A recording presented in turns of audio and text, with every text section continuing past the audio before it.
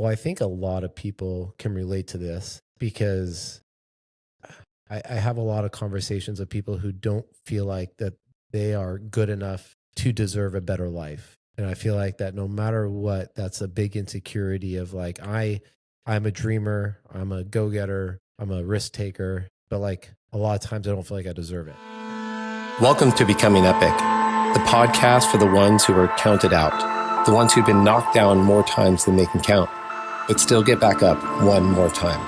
This isn't for the perfect. This is for the underdogs, the misfits with big hearts, the ones chasing purpose, not permission. Here, we don't just talk about success. We talk about grit, discipline, heart. We talk about the courage it takes to rebuild yourself when no one is clapping. Because becoming epic, it's not a destination. It's a decision made daily. So if you're tired of the average, the excuses, the same old story, you're in the right place. I'm your host, Adam Berezowski, and this is Becoming Epic. Let's wake the warrior in you, and let's fucking go.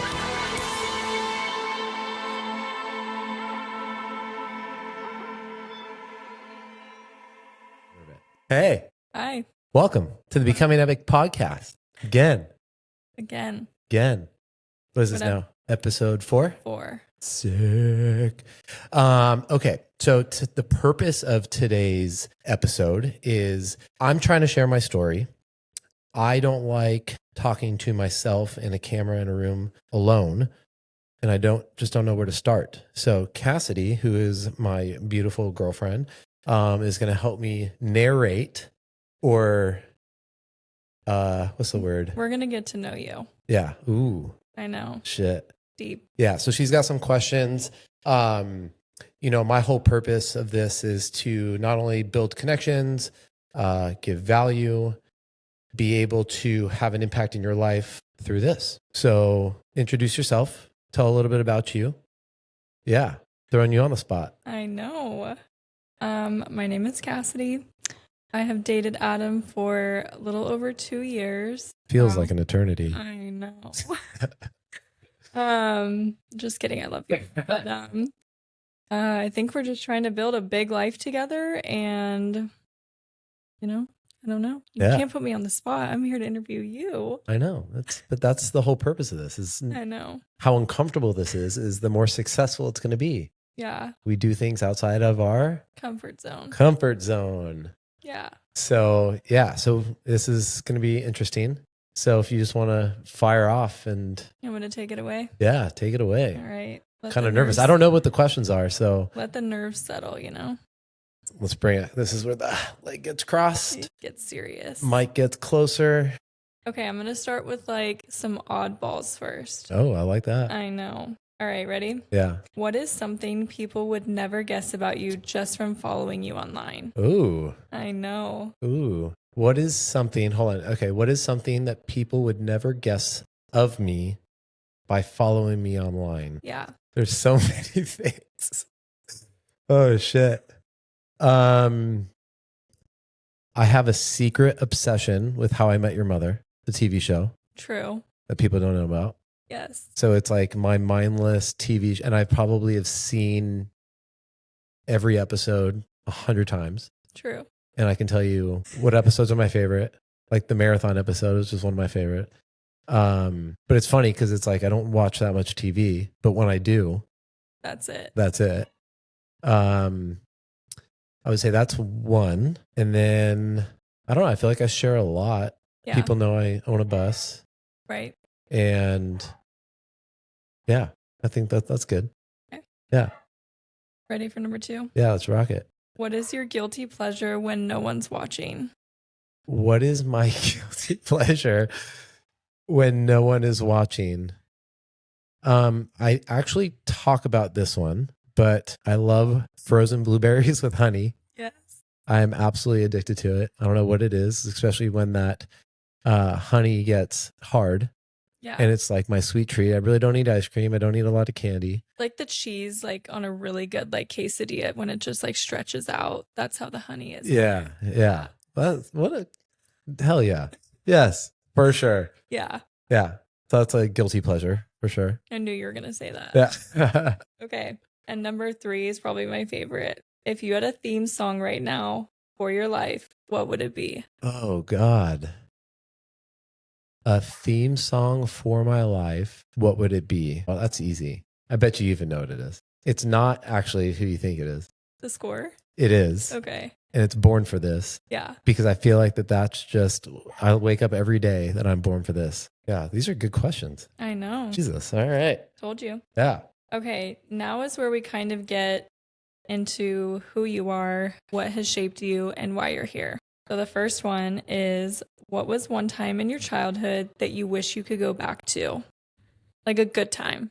I mean, I've had many, many, many good times. I would say I would go back.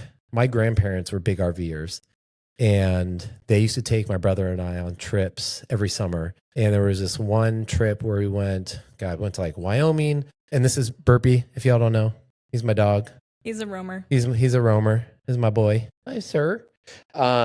So they used to take us on all these RV trips. So there was one summer we were gone for, I don't even know how long. It felt like months, but we hit like every national park, went to Yellowstone, went to like Jackson Hole, Wyoming. We went to, we ended up in Vegas, Utah. I mean, like it was just one of the most incredible trips, but my brother and I used to fight all the time. And my mom always reminds me of the story because she would nightly call my dad crying, saying how much she hates this trip because my brother and I would just never get along. And so that was a time in I guess I would totally go back to, because now as an adult, I appreciate it. Right. In the moment I didn't, because I just fought with my brother the whole time. But I think that was probably one of the best memories with my childhood, with family, with my grandparents. That actually really shaped my family today because of the things I like to do and being in my bus and traveling and doing all that stuff. But I would say that would be a pinnacle moment that I would want to go back to not, I don't think I would redo it. I just think I maybe would have appreciated it more at the time. Right.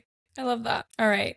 So now if you could go back to one time that isn't as good. Okay. And what would you tell yourself being who you are now?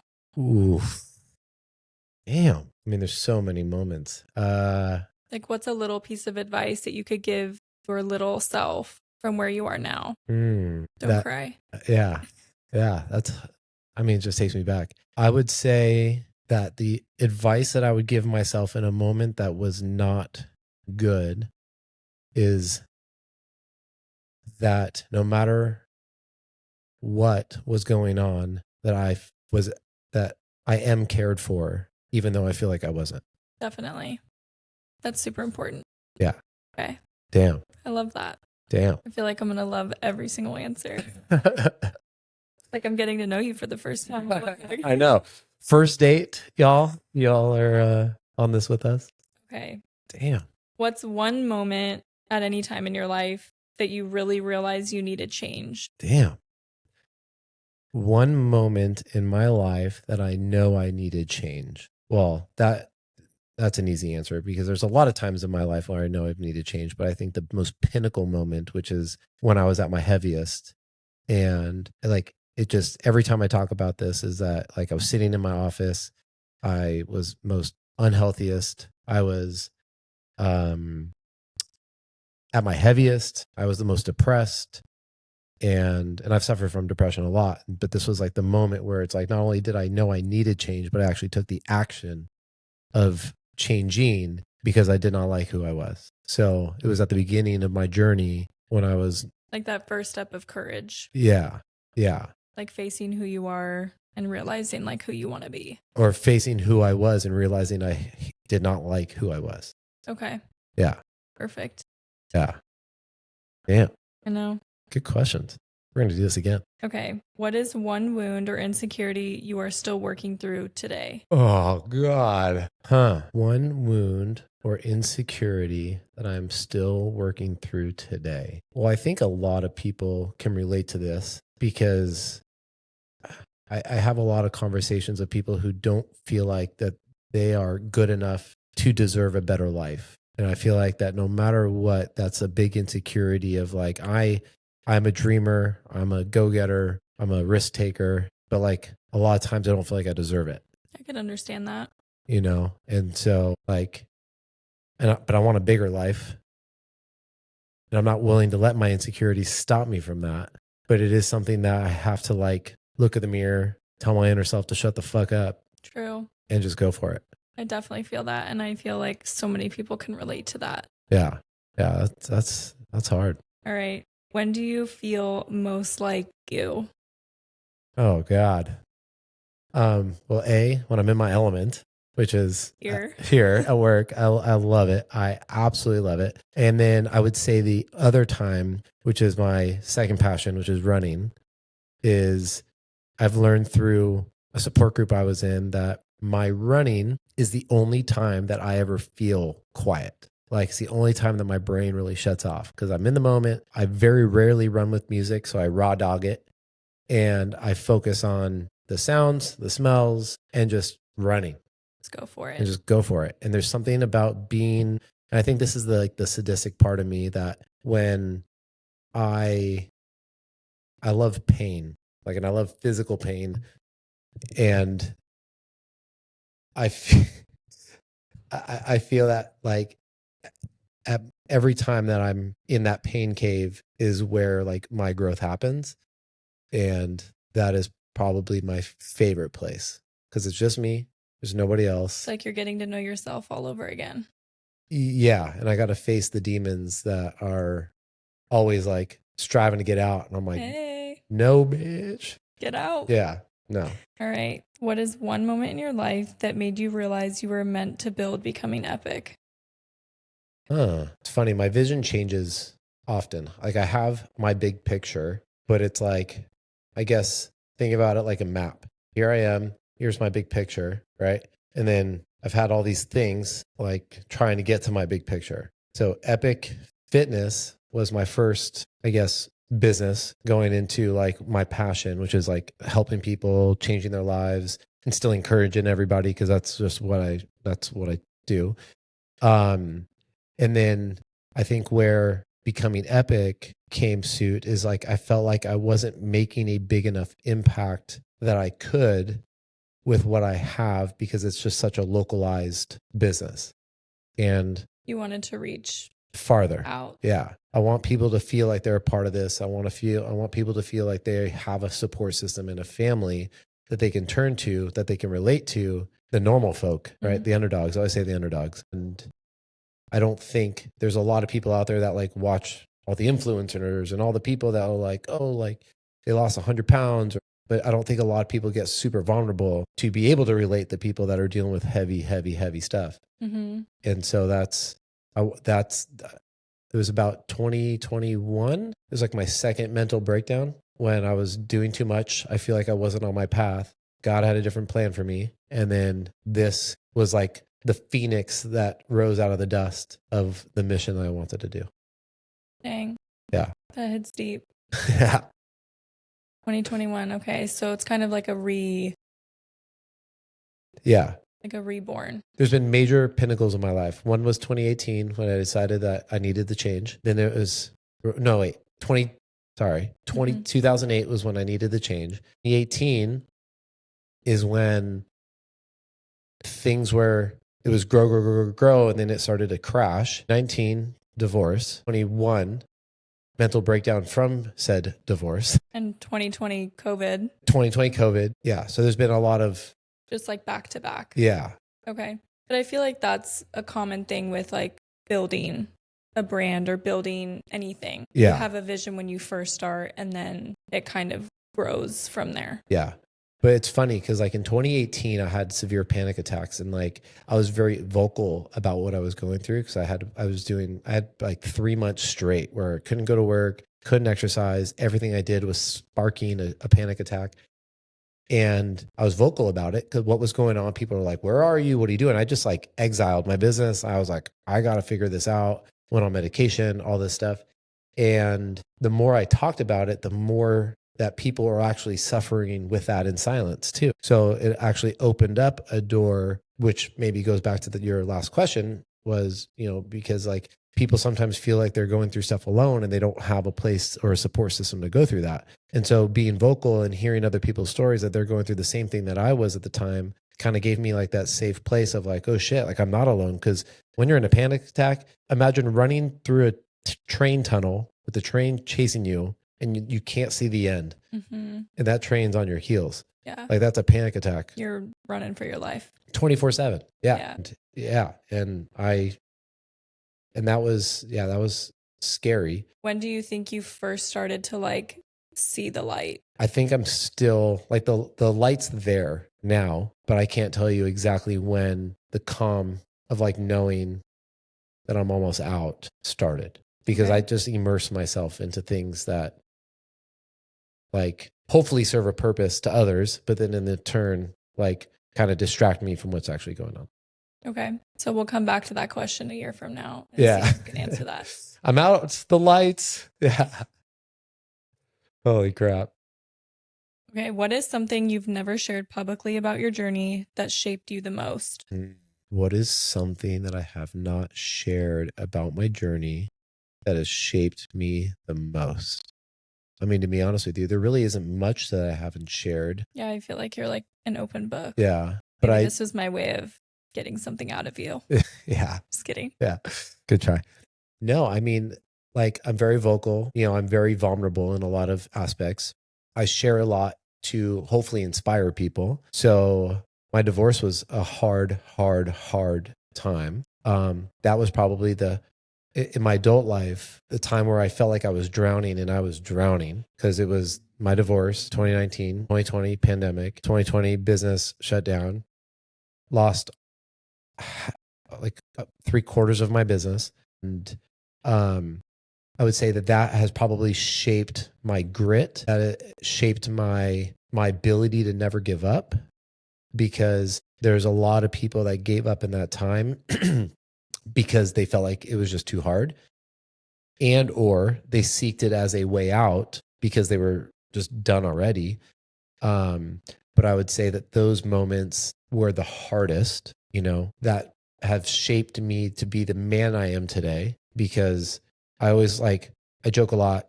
I feel like I'm a 17-year-old trapped in a 40-year-old man's body. I act like it a lot. Yes. My hobbies are very kiddish, but it's fine. Yes. I drive a school bus. Just kidding. But yeah, like that was probably the hardest thing that I thought. I was like, how am I ever going to get through this? Like every angle, and I would say the most vulnerable thing is that I will share that when during not just my divorce, the pandemic, it was like the heart of it, that I got accused of child abuse. And now I know that my daughter has autism or neurodivergent issues, I guess I'll say. And I had the custody taken away at like my lowest point of my life. And I would say that like that was the hardest thing I ever gone through. And there's like 1,000 different fights I was fighting at that time. And then all of a sudden that bomb dropped, and that was the most awful experience I've ever had. And so I'd say that has probably what shaped me, that I don't know if I've ever shared that publicly, to be honest with you. Yeah. But I mean, that's a big accusation. Yeah. To have against somebody. Yeah. Yeah.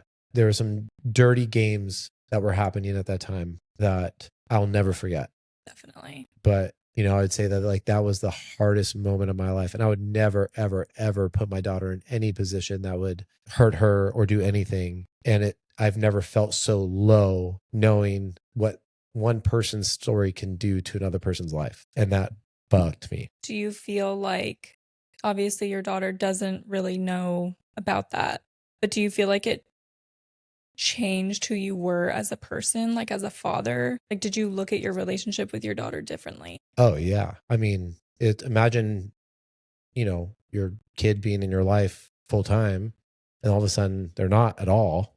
And then imagine having to have planned visitation to go somewhere for 4 hours a week to go see your daughter until you can. And at the time the courts were closed because of COVID. So I couldn't even go in and stake like my claim. And it felt like an eternity. And it was probably a good 3-4 weeks before all that stuff got dropped, because it wasn't true. And it was all an allegation. And there was so much that was going on, like that it just got so wrapped up. And that was the main fight that I was fighting at the time, because it was the most important. So I would say it's bettered my relationship with my daughter, in a sense because of that time that was stripped from me. And I've never felt so low in my life that I appreciate every moment that I do get with her. And she tells you all the time, she goes, Dad, our connection and our relationship is the most important thing. And, she's deep. Yeah, she does. For an 8-year-old, she is freaking deep. Yeah. But she goes right for the heart. Yeah. I mean, she knows how to make my wallet fall out of my pocket. She's like, you want something? Oh, our relationship is like the greatest thing ever. Okay. Literally. Yeah. Okay, for anybody who could possibly be going through something like that, what is one piece of advice that you could give them? Oh, shit. I mean, never give up in what you know is the truth, because in a reality of what this world is and how gross people can be, that you are strong enough to overcome something that you think that is just the worst of the worst. And I think that that's the biggest reason why I love fitness, because no matter what, you are stronger than you think you are.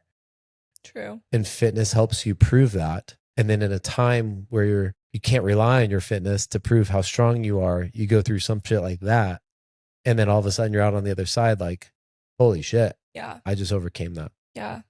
That's a really good answer. Made me a little teary-eyed, to be quite honest. Hey, you being the questionnaire, you can't cry. I know. So don't you start crying, because if you start crying, I'm going to start crying. I know, I'm such a crier. Okay, this is a good one. What's been the hardest part about trying to grow yourself and a community at the same time? To be honest with you, I don't think it's actually been very hard. I think having a community is not just having like a leader that people look up to. It's we all grow together. Like, I feel like through every phase of my journey, my business has transformed to that phase, right? Like building that community, it's not just like, oh, I went through this stuff and I'm cured and I'm the best and I'm this and I'm talking at you. No, like I'm living this shit with you. And I think that that's been the most powerful part of my journey, is the fact that like why I am so vulnerable, right? Like this is my family. Like Epic is beyond something that I've ever imagined it would ever be. Because even when I first started my gym, it was like, oh, I just want to own a gym. Like it was so superficial at the time too. I was like, I just want to be ripped and like have a 6-pack, when it's like I had that and I wasn't even freaking happy. Yeah. But it's like we've all grown together through all phases of of not just my life, but of everybody here. And like, I think that's the benefit of a community that is like this, because I've been a part of like a lot of different groups and communities that are like, oh, like this guy's the best at this and this guy's the best at that. And we look up to them because they hold an expertise, where I don't feel like I hold an expertise. I feel like I'm like in the trenches rising with everybody. You're like a all-in-one type of deal. Yeah. Like as a business owner, as like a friend, like I feel like your clients just aren't your clients. Like they come here, they're vulnerable with you just as much as you're vulnerable with them. Like they share their whole life with you. Yeah. Literally the first time they meet you, yeah, you know somebody's whole life story. If these walls could talk. Yeah. Seriously. But I think that that's what holds, by me expanding into this becoming Epic, right? Because again, like so many people are like, oh, the before and after pictures, like the after is when you die. It's not when you lose your weight or when you have this moment in time that like you're going to preserve forever, because it's never the case, because time goes on, right? It's like, so what do you do from the start till you end, right? That cultivates this journey that we're on. And, I feel like that the community, I actually have to thank my community for supporting me in all the stuff that I've gone through. It's not just like the fact that like, I do feel like I support other people. I'm willing to, go. I just jumped one of our clients' cars the other day that got stuck outside. Like I'm willing to do whatever I got to do to support my family. But they do the same for me. And I don't know how I've cultivated that, or even if I have, I just give praise to the man above and, thankful that I get to be a part of it. Yeah. I feel like every single one of your clients here has just a special place in your heart. Oh yeah. Like there's not one person that you don't remember. No. Another story, another family. The date. I've gone the dates. Yeah. I've been to, I've been to their kids' weddings. I've gone to their graduation. I've coached their kids in elementary school. Now they're like, married and kids and some are in the military, living in Japan. I mean, you name it. Like I'm all in. Yeah, that is super special. You're all in one. Yeah. Okay. You just have to say that because you're my girlfriend. I mean, but it's okay. I'll put it on your paycheck. Thank you. I'm just kidding. Okay. What is one small habit that you feel has radically changed your mindset in your life? It's not a small habit. It's a habit that everybody hates, but that no matter what, I come first. Yes. And I say that not because that sounds very narcissistic, and that's totally not how I'm trying to come across. It's because if I don't get my medicine, which I call exercise, if I need to be my best self in order for me to be my best self for everybody else. And so my life mission is to be my best for everybody else. So I need to do what I need to do to become that person. And I've spent hundreds of thousands of dollars on masterminds and therapy and things to always rise up with everybody. What was the question? I forget. What is one small habit that you feel has? Oh, yeah. Okay. Habit. I squirrel. So it's definitely not a small habit, but I am very adamant on the things that I need to do for myself, even before my daughter. Like she wants to go to a park and play soccer. Like not until I get my workout in, or not until X, Y, and Z. Like that is a non-negotiable. You've mentioned it. Yeah. You always have to get your steps in. You always have to get your workout in. Yes, absolutely. Because it means so much to me, because then I cannot perform at my best. Okay, then you better wake up at 3 a.m. Is that a coffee? Is that yeah? I'll say, is that a threat? Because that happens quite often. True. Yeah. All right. Just don't forget my coffee. Yeah, I know. You and your damn coffee. Okay. This one's a little deeper. Who is someone that hurt you deeply, and how did you overcome the resentment or pain from that? Who has hurt me deeply, and what have I done to overcome the resentment? I mean, I feel like that there's a lot of people in everybody's journey that has like done something to someone to hurt them, right? We always talk the whole trauma and mental health thing. Like there's so many situations I can think of that like created some form of a trauma in my life. But what I went through with my ex-wife was something I'm still dealing with to this day. And I don't know how I can ever overcome that, but I have forgiven, because my relationship with my daughter, I would never want her to live her life with resentment towards somebody else, no matter what they do. That makes her life worse, because I have lived my life with resentment for a long time, and it doesn't do anybody good, especially when this is the experience I get to have on earth. So why am I going to be selfish enough to myself to live with that type of resentment? So, I mean, I've been in therapy. I've been in support groups. I've been in things to overcome my past relationship that I... And for anybody kind of going back to like the question I asked you earlier, for anybody going through a similar situation, a divorce, a breakup, anything like that, what would you say has helped you the most through that? What has helped me the most by overcoming? Just by like seeing the light at the end of the tunnel through that time. Oh, I would say, I mean, there's a great book. I forgot. It's Power of Letting Go.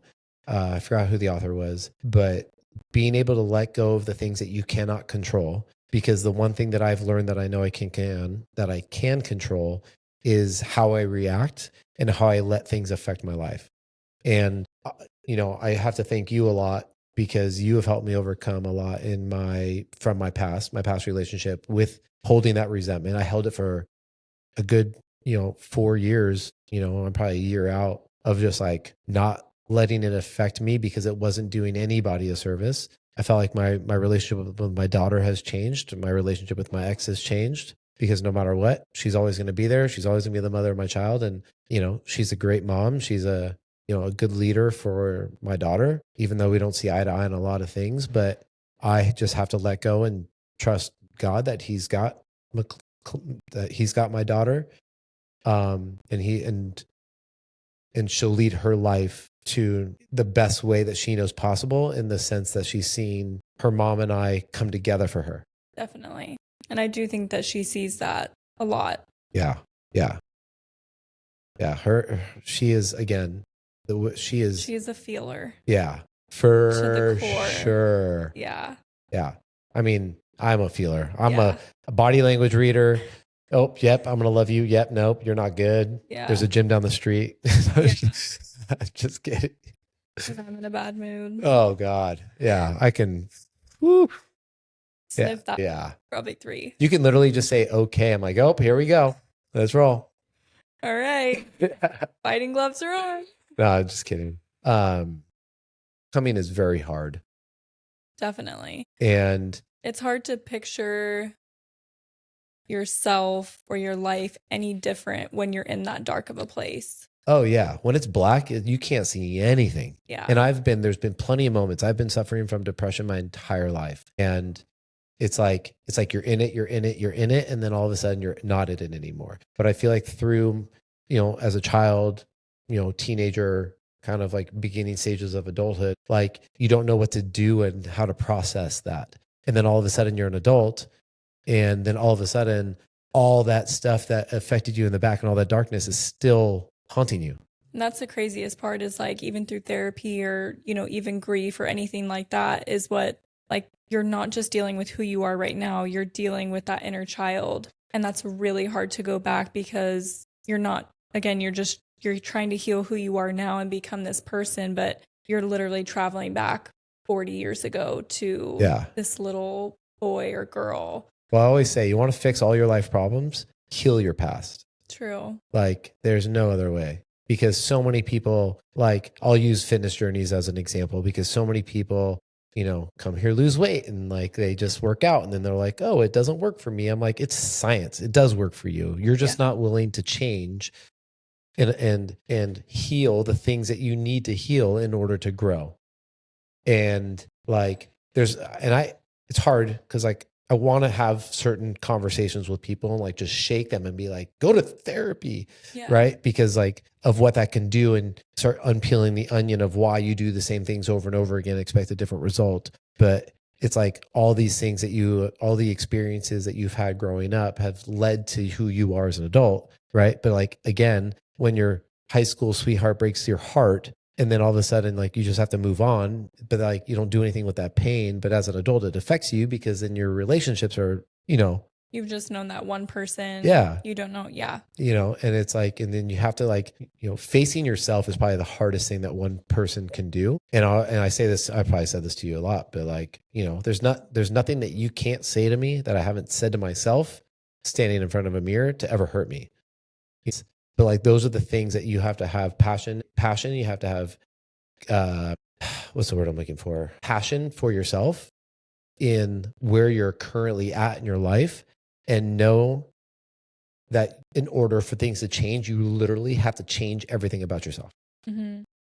And so many people are not willing to do that. I mean, it's a scary thought. Oh, 100%. To like literally look in the mirror and know, okay, I got to change literally everything about myself. Where do I start? Yeah. Like, what would you share with someone? Like, if somebody came to you, who you don't know, and just said, I'm literally in the dark right now. Like, I cannot see anything. I mean, that happens every day. It's hard for me because it's like, I don't want to overstep boundaries of my role in their life. Right. And sometimes people are not ready to hear what they know needs to be said. And I don't want to be the person to relay that, because I want to be a shining light to everybody that is in darkness. So, but there does come a point where if these people come and go, and then it's like, oh, well, I should have just stuck to it. Well, yeah, you should have. But again, like, people just weren't ready to face it. Right. And I think that that's where, like, I don't want to cross boundaries for anybody, because I don't want to make anybody feel uncomfortable. But man, like, if I could just shake some people and be like, bro, if you just do it like this. Yeah. And I don't have all the answers, right? But you also have to like be able to just start anything. Yeah. Right. I don't know if therapy's right. I don't know if, you apologize. Like one small task. That's what I've always, in the therapy that I've done. I'm still in therapy, but just like one small thing. Like, if you look at your life as a whole and you're going into it just like, I got to change everything. Oh my gosh, that is so overwhelming. Yeah. Like, I talk with my hands a lot. Yeah, it's okay. Me too. So just one small task, even if it's one for a month. Yeah. And then grow from there. But see, you take that same ideology and you put it into like a fitness regimen, right? Because so many people come to my gym, they're like, "Oh, I'm out of shape." They work out, they offer nutrition. Cool, I can lose some weight. But then it's like they want to change everything all at once, and then nothing ends up changing because yes, you might lose a short-term 20, 30 pounds, but then you don't change yourself right to be able to like maintain that forever. And then your next goal. But like eventually your next goal is to hold the mirror up. Yeah. Because it's like you just keep doing the same thing and expecting a different result, even though the diet might be different, the workout place might be different gym, different this, different that. But it's like in the end, like, the mind controls it all. %. Yeah. Yeah. And if I can turn this shit off, like that's my problem is I can't turn it off. I know. Like the second I'm like, oh, we're going, it's like 1,000 miles an hour. And you're like, it's either hold on tight and keep up or see ya. I feel like we're pretty similar in that way where like we wake up and it's just like our minds are just 100 miles an hour. Wake up. What do you mean wake up? You got to sleep in order to wake up. My brain doesn't shut off at all. I know. I feel like you barely sleep. My eyes are closed, but my brain's moving. You're like a vampire. Yeah. I want to suck your blood. All right. Oh, shoot. Okay. If you stripped the podcast, the goals, the brand, the gym, who are you at your core? Who am I at my core? I don't know how to put it into words. Like, because I feel like if I didn't have this, I'd still be who I am. That's really important though. Yeah. Because like a lot of people that you meet or a lot of people that own businesses, maybe like this or even different, they are who they are because of it. Yeah. And not the other way around. Yeah. Like you are who you are, but you bring it to here. Yeah. Yeah. Yeah. I don't put on a front. Yeah. Like, because I feel like the hardest part of my life is and it has been, it's been a struggle up until recently, is that how do I separate Adam Berezowski with Mr. Epic, right? And we've had this conversation before because I can't turn it off, right? Like for as much as, sometimes I want to just go shopping and not run into people I know and just be quiet and like closed off and not Mr. Outgoing and wild and crazy. And I wouldn't have it any other way. Like I truly do. And I've been like this my whole life. Like I remember in high school, all the girls that I was like, cause I was like Mr. Friend Zone growing up, every girl. I was like, I want to help you with your boyfriend. Secretly, I want to date you, but call me when he breaks up with you and we'll talk about it. We'll get over it, cause I wanted to be a therapist. You needed a lot of school to become a therapist and I suck at school. So I was like, fuck that. But then all these people with all their problems, I'm like, come dump it on me and let's talk about it, which I don't have the right answers, but you just come to me. Yeah. I don't know shit. I do not know. I do not claim I know it all. Absolutely not. No, but we'll figure it out. But I feel like you've made such an impact on so many people. And like, I feel like your legacy is so big. Don't cry. For as hard as my life has been for me, because I don't want to discredit anybody else's journey being any less hard, I'm so blessed to be where I'm at. I can see the tears. No, I agree. I feel like you're blessed and the people that know you that are very blessed. Yeah. Oh, I'm fucked up though. There's no doubt about it. I mean, everybody is in their own crazy way. Yeah. But I also like, you can't do basic shit or you can't do epic shit with basic people. And I want to do epic shit. Yeah.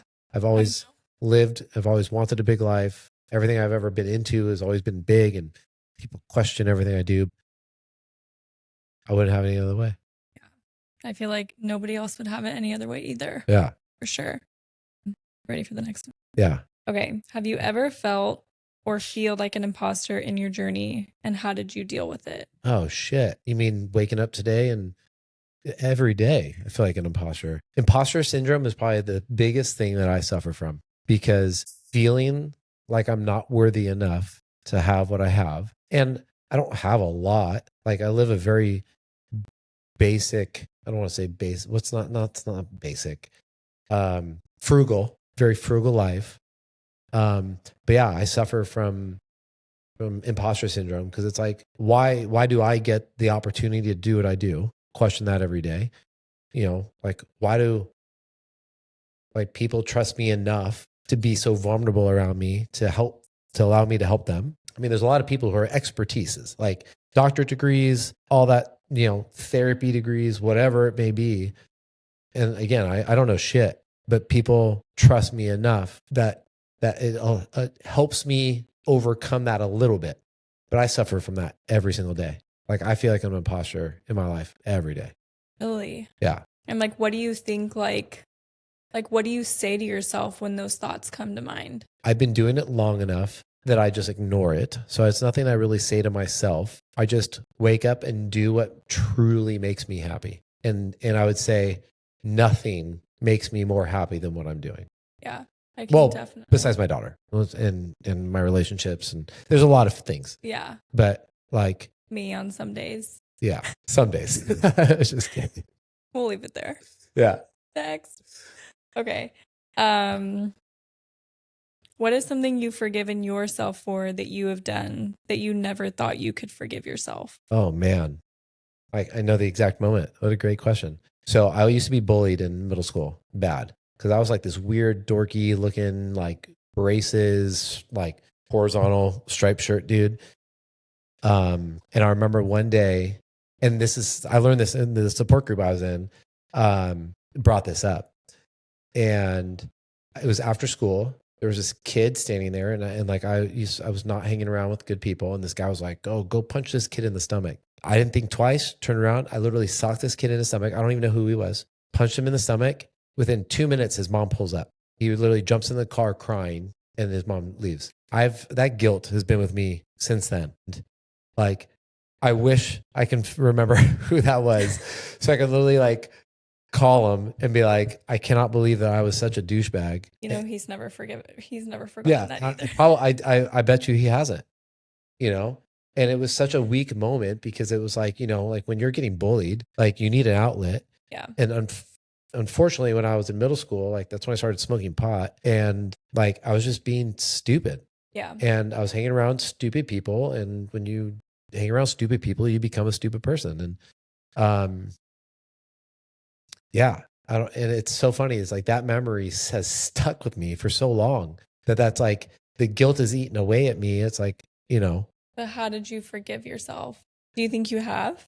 No, I don't think I have. I think I've changed the path of who I was to become the person I don't ever want to be. I would say that like that was my forgiveness, to like never hurt somebody like that. Right. I've been in that was like two situations. One, there was this Chinese exchange student at my school. Him and I got into a fight one time because like we just were butting heads, and I was like sixth grade. And then him. Those are the only two like violent activities besides my brother, because him and I used to fight like all the time. But that I can say like I've ever like gone out and physically hurt somebody. Well, I'm really glad to see that you and your brother are doing so much better. Yeah. Oh, this is childhood. Yeah. We haven't done that in a long time. But cross me. Eric. Yeah. Watch out. No, kidding. What do you think, like, what's an important message that you could say to somebody about bullying? Like, either if they are the person bullying, like what could you say to that person? And then what could you say to the person that is being bullied? Like, to give them just any sort of like guidance, comfort. Well, the hardest part, it's like hurt people. Yeah. You know, because it's like. And I feel like our world is shouting that from the rooftops right now. Yeah. Like, man, if people can just like, yeah. Yeah. Because I think people are hurt so bad in one way, shape, or form that then they turn around to hurt others to try to feel some form of normalcy. And at that time, being bullied, I was hurt. I was in a place where, you know, especially middle school. Middle school is such a weird time in everybody's life. It's like it's just weird. It's like girls and. You're just like transitioning into. Like this weird transition between kid and teenager. Yeah. And it's weird. But like, I guess what I've learned is that when hurt, and especially now as an adult, because still hurt people, right, is that I don't take it as they're trying to do it intentionally, but it's because I do it with a lot of grace, because it's like I can't imagine how they feel on the inside about themselves or whatever situation they're going through. So no matter what, even if somebody did something intentionally to hurt me, which people don't do that, I will still love on them. I will still be my authentic self to them. I will still do what I can to make that positive impact in their life, to change their course. Yeah. I feel like the world needs more of that. Yeah. Because it's just a lot of brokenness out there. A lot of people, like you said, like hurt people. Yeah. The one thing that I really want to do, because I think that the world, and I think our town has never seen it. We need a free hug day where I hold a sign, I stand on a corner, and I say free hugs. Yeah. Because I just don't give a fuck. You've been saying that. I feel like you should just do it. I know. I need to do it. Yeah. And I think that that's the whole comfort zone thing of like doing things uncomfortable, that like, people honk at me all the time and they're like, oh, I saw you running. It's just interesting because in this day and age, it's like hugs should be so normal, right? Yeah. Oh, for sure. But it's like we have retracted back to this place of like, no. Oh, yeah. And I feel like, why not bring that back? You come into my house, you're getting a hug. No matter what, you guys. Yeah. I mean, in the episode with my daughter, like for sure. Like I hug every client, I hug every person.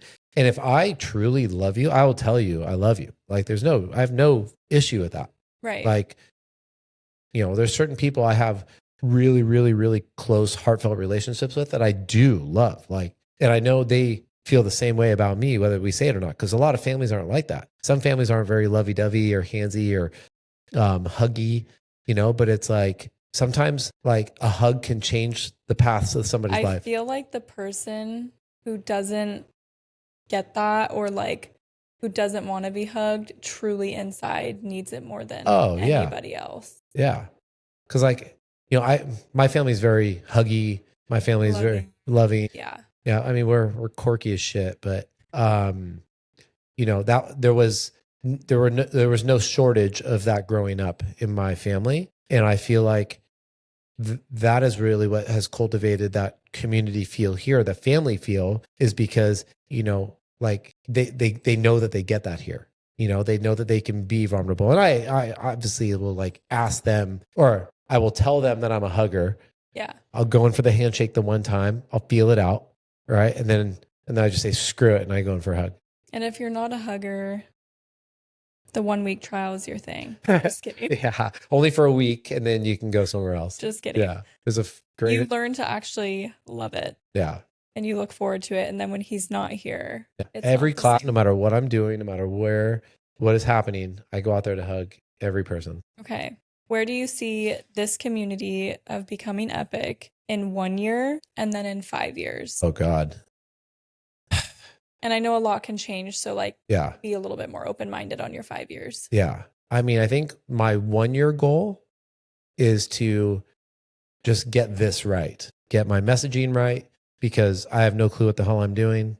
I'm learning as I go. I feel like getting messaging is really important.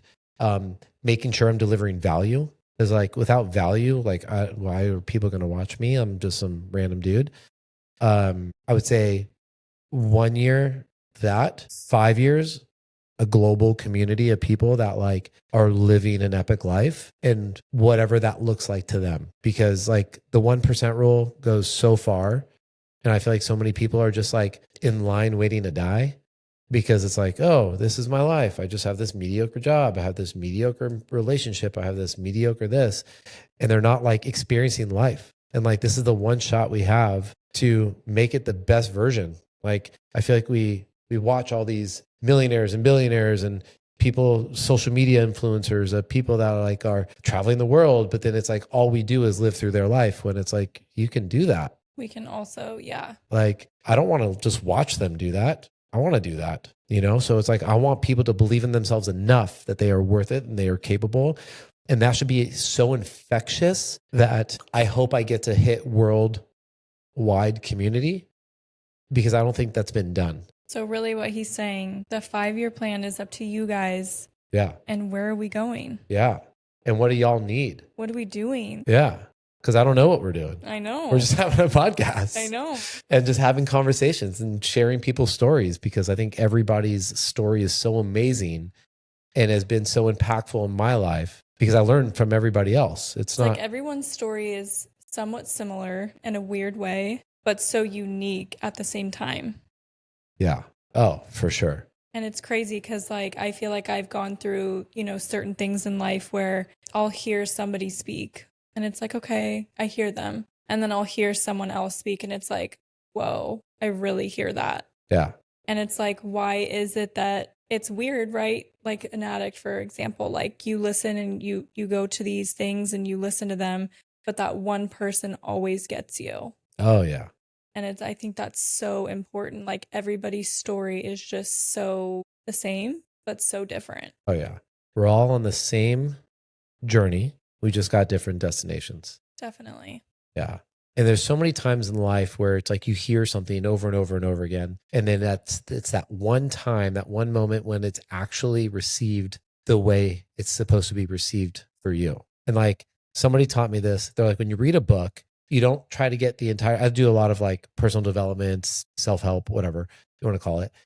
And it's not getting everything out of that book and apply it to your life. It's applying the little things that you pull from that book that apply to your life in that moment, right? But that's why you should reread books that you connect with, because then you're going to take something else in another part of your life and apply that and be able to like progress. And like, so many times I've heard the same thing over and over again. It's, yeah, I get it. But I wasn't willing to receive the information and to actually apply it until I was ready. And you don't know when you're ready. You're like, oh, okay, cool. It's been 5 years. I'll read the book again. Maybe I'll be ready to hear what it needs to tell me. But yeah, you just have mind blockers up until that next time. Yeah. You're like, oh my gosh. Yeah. It's like coming into a gym and seeing a 30-inch box jump. And you're like, okay, I'm going to try to box jump when I know I can't even jump up a curb. Like, no, eventually you're going to be able to do that because you're going to have enough courage. You're going to try it. You're going to do X, Y, and Z to accomplish that. But then, you have to be able to like receive the information in order to then accomplish whatever goal that is.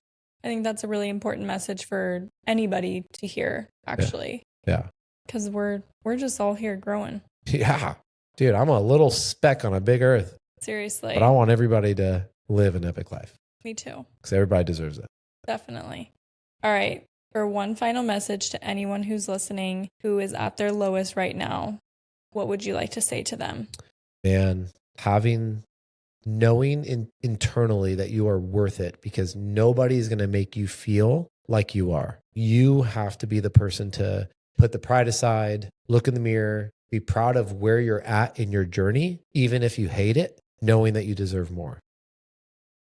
And I feel like so many people have that blocker that they are just not worth it enough. And they are. Like, you're in that shitty relationship, you're worth a hell of a lot more. You want that plushy, bougie job, you are worth it. Like, there's nobody that should tell you otherwise other than yourself that you are worth it. Because nobody, I can sit here all day and tell you, you're worth it, you're worth it, you're worth it. But if you don't believe it, that shit don't even matter. I don't even waste my breath telling people that they're worth it.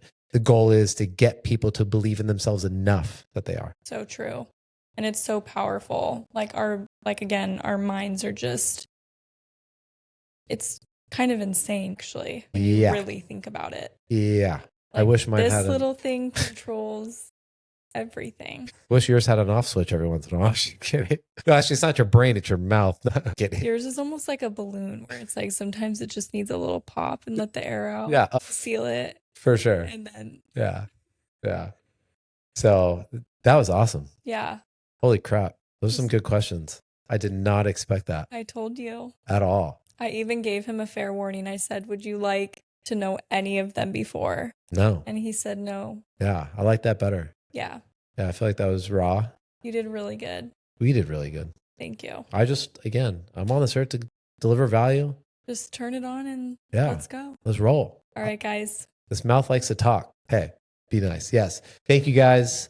Hopefully we didn't drag that out too long. My goal is to deliver value. I only ask one thing. If you got anything from this episode, if you felt it, do something with it. Don't just listen. Don't just wish, take action. I know sometimes taking action is probably the hardest thing that you can do because you don't want to be selfish, but you are worth it. You are worth it to be as selfish as you need to be in order for you to become your best self. So like this, share it, subscribe, do all the things because I'm trying to become all the things. And if you need to reach us, yes, go to our Instagram, DM us. Yes. We will get back to you. We're a listening ear. Even if you want to just throw out words just to get it out, please feel free to do that. Yeah. On to the next one, y'all. That's it for today's episode of Becoming Epic. If something stirred in you today, don't let it fade. Take one step, one rep, one bold move. You're not here to play small. You're here to rise, rebuild, and become who you were born to be. Remember, average is easy, epic is earned, and the only way out is through. I believe in you, but it's time you believe in you. Subscribe, share, join the movement, and I'll see you in the next one. Now, go be epic.